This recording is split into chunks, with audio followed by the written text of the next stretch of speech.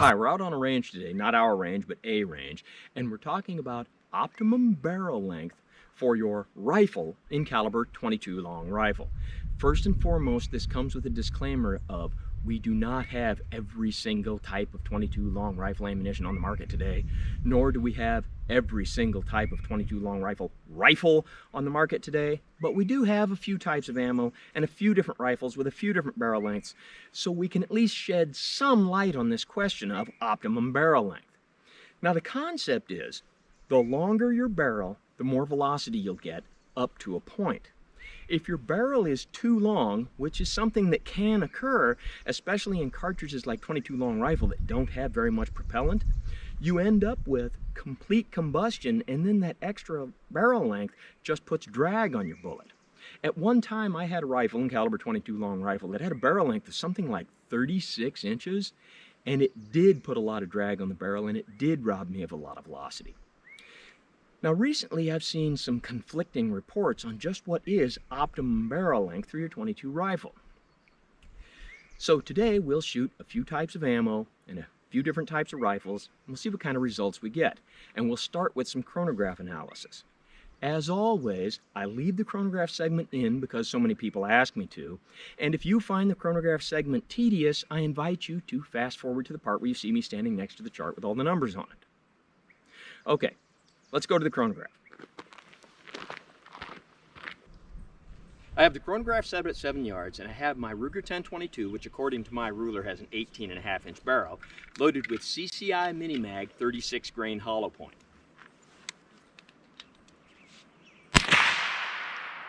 $12.96,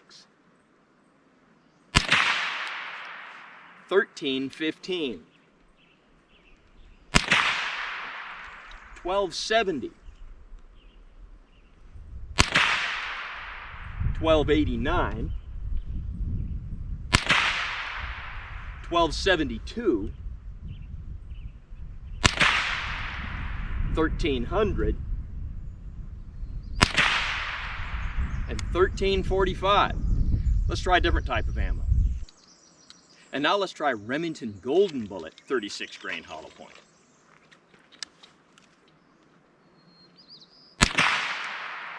$12.17,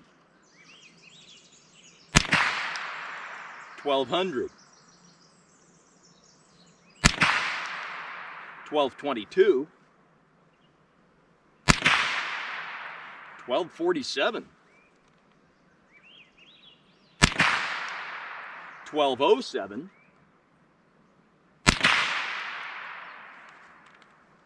$12.79, $12.28,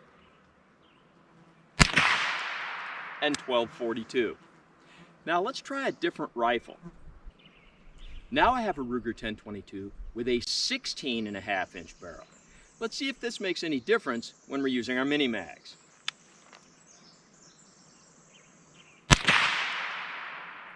$13.15, $12.91, $13.24. Malfunction. Some 1022s don't like some extended magazines. $12.92,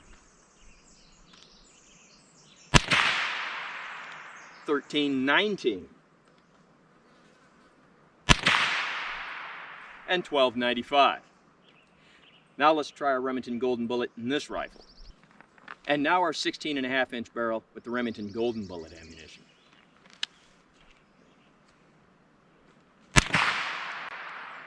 $12.12, $12.38, $12.07, $11.99, $12.42, $11.85, $12.27, and 1242. Now let's try a different type of .22 rifle. Now I've got my Marlin Model 60 and I have it loaded with our CCI Minimag 36 grain hollow point. According to my tape measure, this rifle has a 19-inch barrel. So we would expect velocities virtually identical to what we were getting out of the 1022 that had the 18.5-inch barrel. However, it's a different design of rifle, and sometimes there are factors affecting velocity other than just barrel length. So let's see what kind of results we get with this.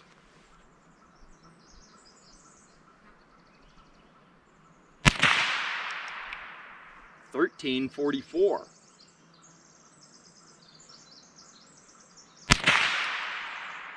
.1315.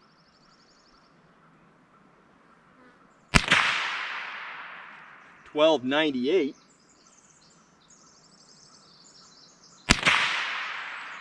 .1321. .1315.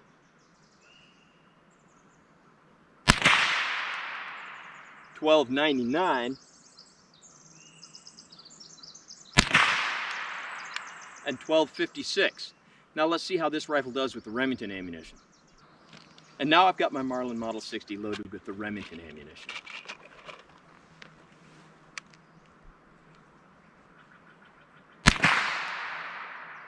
$11.97. $12.18. $12.45. $12.25. $11.50.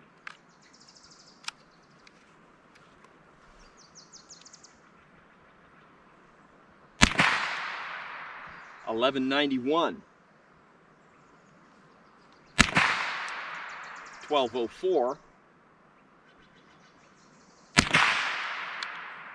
and $12.33. And in case you're wondering, the reason I'm leaning over to look at the LCD is because there's some glare on it, and I have to get past the glare. Now, let's try one more rifle. Now here's another Marlin Model 60, and I have it loaded with our CCI Mini-Mags. So this is the same make and model as the rifle I was just using. It has one major difference. As where that had a 19-inch barrel, this has a 22-inch barrel. Let's see what difference, if any, this barrel length will make.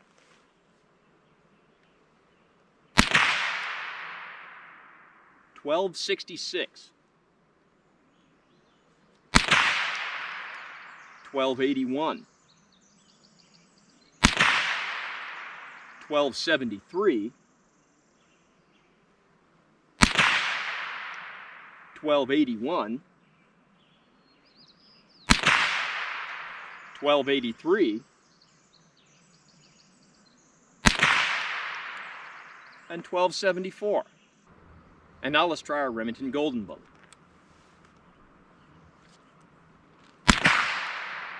$12.06. $11.77.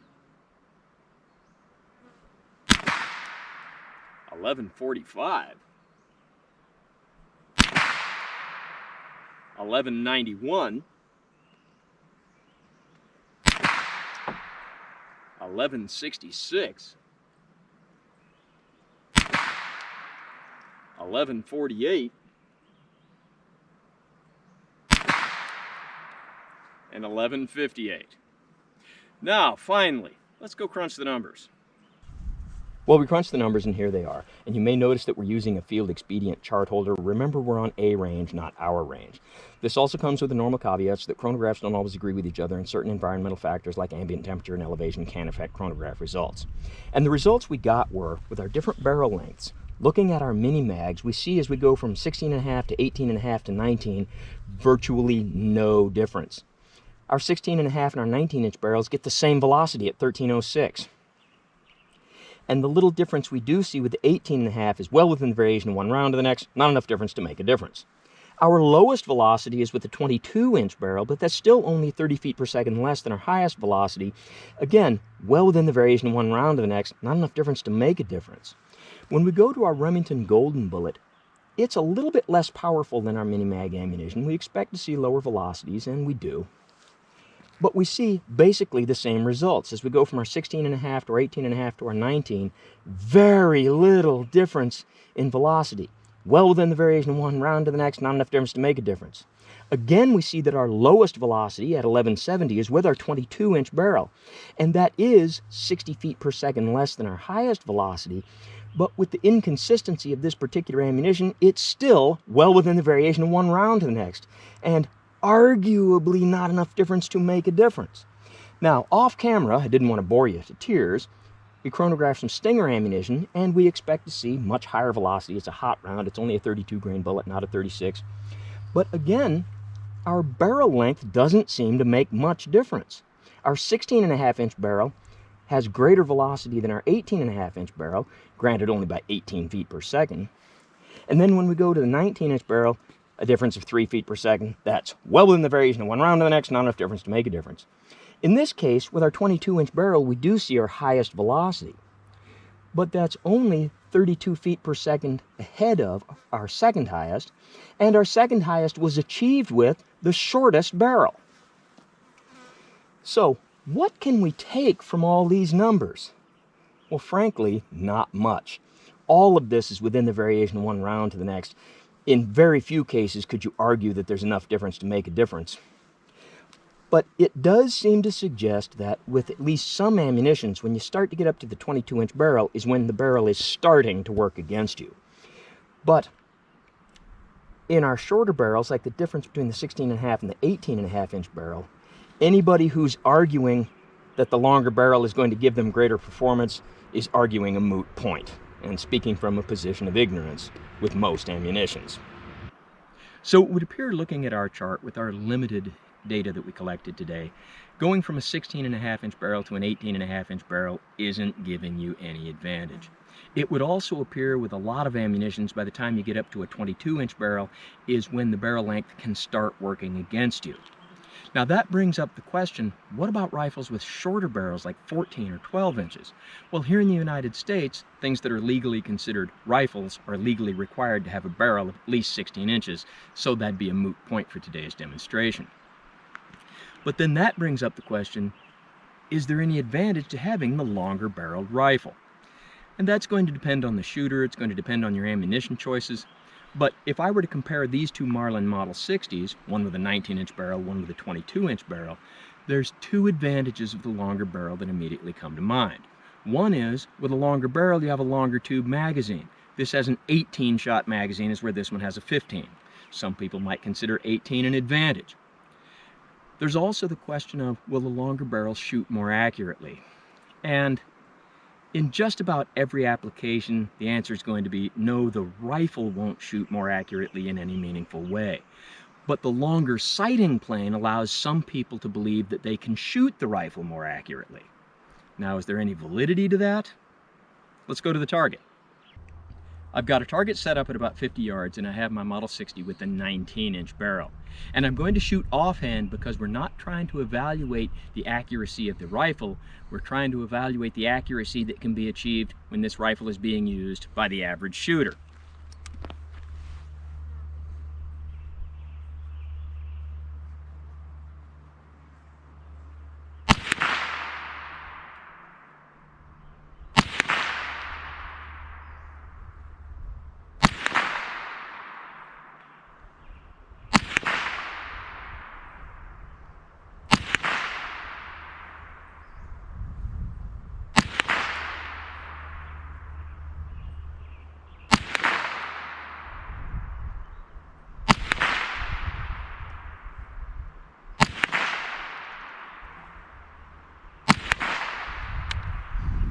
Now let's try that with the 22-inch barreled version and see how we do.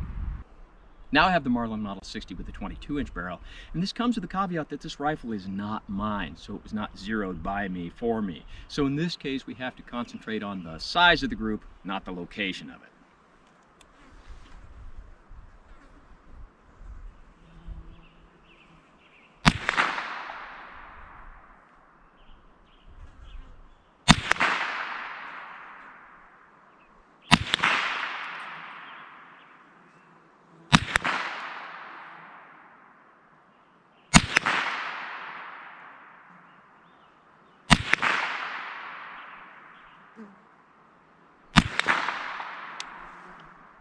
Let's take a look at the targets.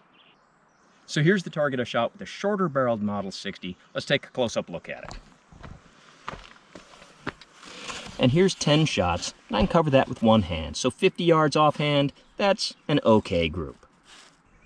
And here's the group I shot with the longer barreled Model 60. Let's take a close-up look at it.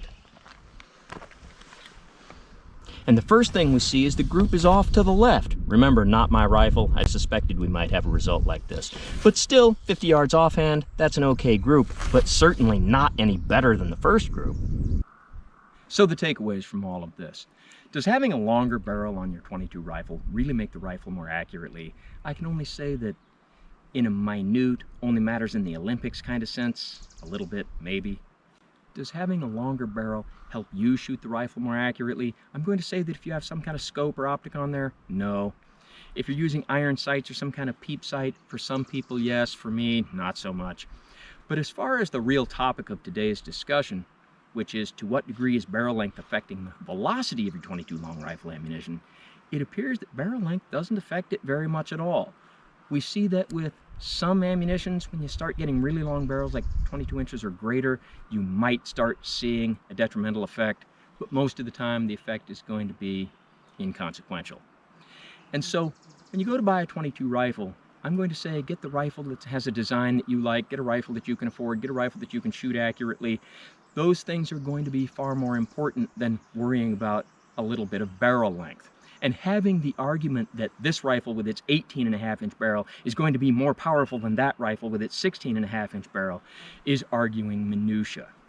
And it's really not worth the time to argue when we could be discussing things that are far more important, like whether or not Diet Dr. Pepper tastes more like regular Dr. Pepper. So as always, don't try this at home on what you call a professional, and thanks for watching the effect of barrel length on .22 long rifle ammunition video.